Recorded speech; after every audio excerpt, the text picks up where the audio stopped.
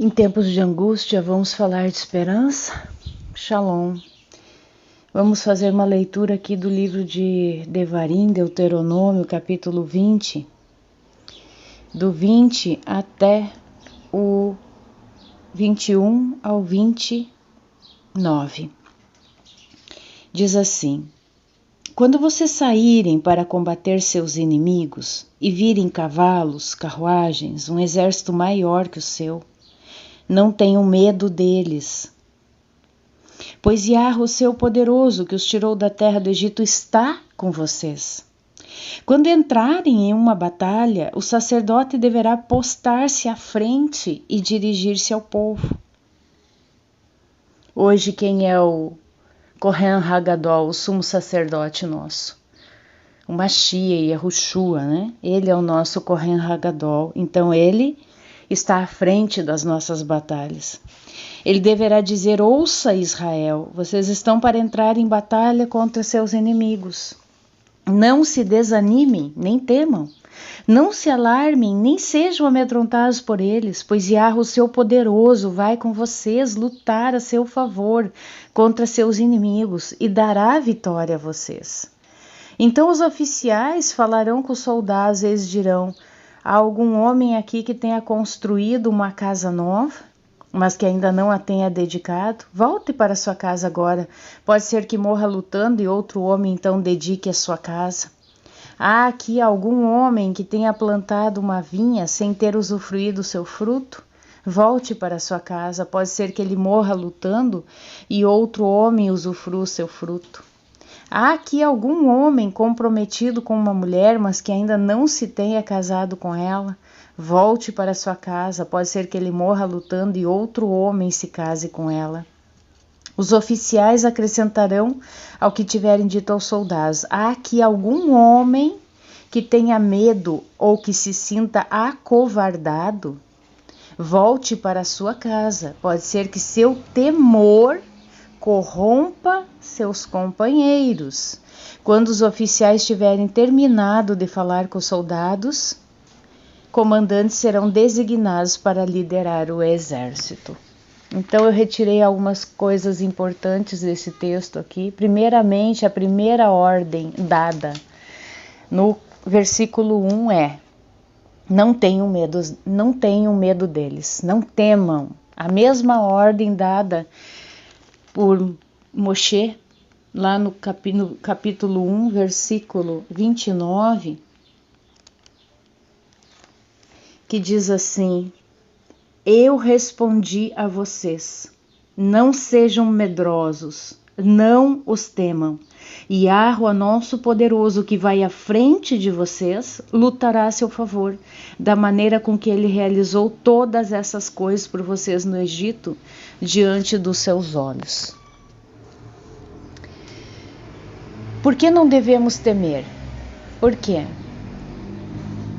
Deuteronômio 24 responde, esse texto que acabamos de ler, diz assim: pois Yahweh, seu poderoso, vai com vocês lutar a seu favor contra os seus inimigos e dará a vitória a vocês. Aqui então, os israelitas, eles deveriam pôr a sua confiança em quem? Em cavalos? Em carruagens? Em forças humanas? Não. Eles deveriam colocar a sua confiança em Yahweh. Não em capacidade humana, não em grandes carruagens, cavalos. Tanto é que o exército israelita não era poderoso que nem o exército dos inimigos, que tinham muitas carruagens, né? E sabemos, né, que esse povo inimigo sempre foram gigantes. Oséias 1:7 diz assim: no entanto, terei piedade da casa de Arudá. Eu não os salvarei por meio do arco, da espada, da batalha, de cavalos ou de cavaleiros, mas por Yahweh, seu poderoso. Então não é por nada além dele. Não é porque nós vamos ter uma arma potente na mão, porque nós vamos ter feito um treinamento de guerra, porque nós vamos assim estar hiper mega preparados, musculosos, os homens ali muito musculosos, fortes. Não, nada disso. É porque o Todo-Poderoso vai à frente de nossas batalhas. Ele vai à frente. Chama atenção ali, né? Quando ele diz que existiria um certo tipo de pessoas que não deveriam ir à batalha. Por quê? Por que esse tipo de pessoas não deveriam ir à batalha? Porque poderia mais criar problemas, né? Poderia ali estarem distraídos, focados a cabeça em outras coisas e não em batalhar, né? Estar ali focado no inimigo. Então aqui ele diz, né, que o homem que edificou uma casa nova não deveria ir para a batalha, aquele que plantou uma vinha não deveria ir para a batalha, o que estava comprometido com a mulher, mas o que mais me chamou a atenção, o homem medroso e acovardado. Quantos medrosos e acovardados hoje em dia? Então aqui o homem medroso, acovardado, ele deveria voltar para casa. E aqui diz o porquê. Porque o seu temor corrompe os companheiros. Que interessante. Nós temos que tomar cuidado com aquilo que a gente ouve, aquilo que a gente assiste. Por quê?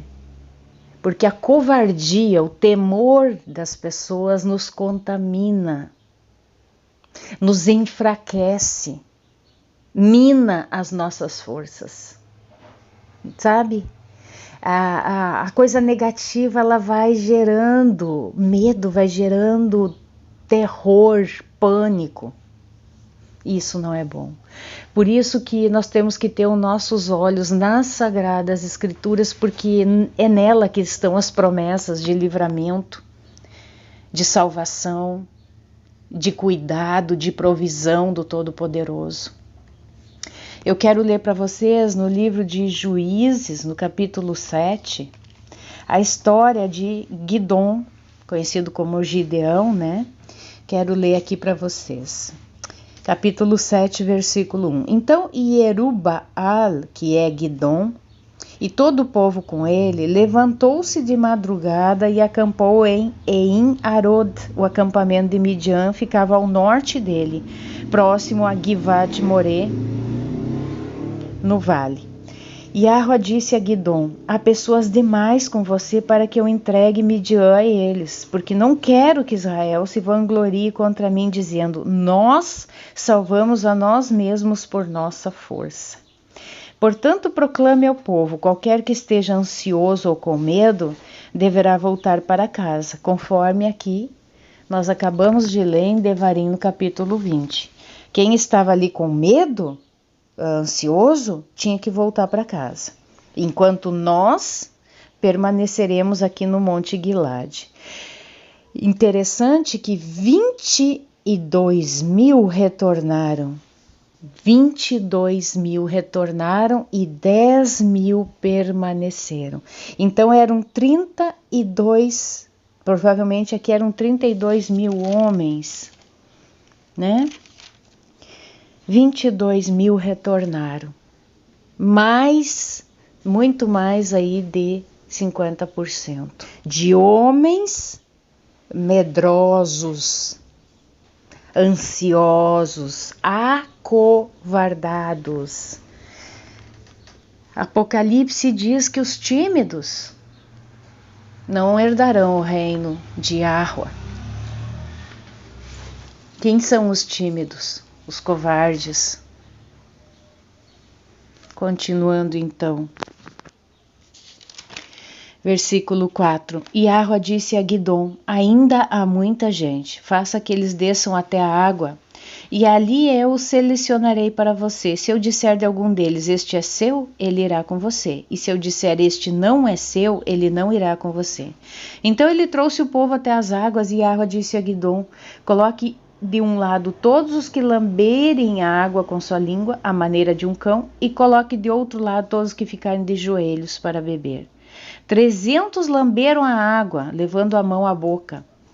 Todo o restante dos homens ajoelhou-se para beber a água. Iahua disse a Guidom: eu usarei os 300 homens que lamberam a água para salvá-lo, e eu entregarei Midian em suas mãos. Que os outros voltem para casa. Então eles pegaram as provisões, os chofarotes do povo, assim ele despediu todos os homens de Israel, cada um para sua tenda, mas os 300 ele manteve com ele. Então veja bem, de 32 mil homens, 22 mil covardes, medrosos, 10 mil sobraram. Aí depois aqui sobrou, ao final de 10 mil homens, 300. E por que Iahua queria que fosse um exército pequeno? Para mostrar a sua glória, a sua força, o seu poder, para mostrar para eles que a batalha se vence somente com o Todo-Poderoso. Não se vence com cavalos, não se vence com carruagens, não se vence com espadas, com lanças, com foices, não. Se vence com o Todo-Poderoso. É isso que ele quis provar ali para o povo de Israel. Que por mais pequeno que parecesse o exército, eles iriam vencer, porque Iahua estava com eles. Tem a passagem que fala do povo que foi a Ai, sem a permissão de Iah para batalhar, sem o mandamento de Iah, isto é, Iah não foi com eles, e eles foram dizimados. Então nós não podemos ir à batalha sem Iahua. Nesses tempos do fim, a gente ouve falar muito, né, de pessoas falando em fugir, se refugiar, e muitas dessas pessoas não conhecem ao Todo-Poderoso. Não conhecem. Elas querem ir com a força do seu próprio braço. Podem ter um supermercado inteiro estocado. Pode estar tudo isso dentro de um armazenamento subterrâneo. Você pode ter assim muralhas. Mas sem Iahua à frente, sem Yahushua, o Kohen Hagadol à frente, não se vence a batalha. Podemos sair com a roupa do corpo, sem nada, sem pão, sem água, sem outra muda de roupa, mas se estivermos com o Todo-Poderoso, se Yahushua for à frente da nossa batalha, somos mais que vencedores. Meditem nessa palavra. Não seja covarde, não seja medroso, porque Iahua, ele não nos deu espírito de covardia, pois Iahua nos deu a rua que não produz covardia, mas poder, amor e autodisciplina. Amém? Aleluia. Shalom a todos. Meditem nessa palavra.